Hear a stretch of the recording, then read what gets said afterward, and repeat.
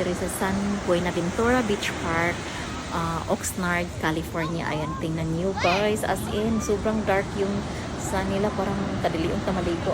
So actually, hindi dili man ni maligo. Diri nagtanaw-tanaw lang kung safe ba o liguan ba. Nawala na tayo na maliguan. Tingnan niyo guys. Wala kayo nangaligo. Nagdulula lang sila sa waves. Dagko kay waves. Diri makalumos yun. O tingnan niyo guys.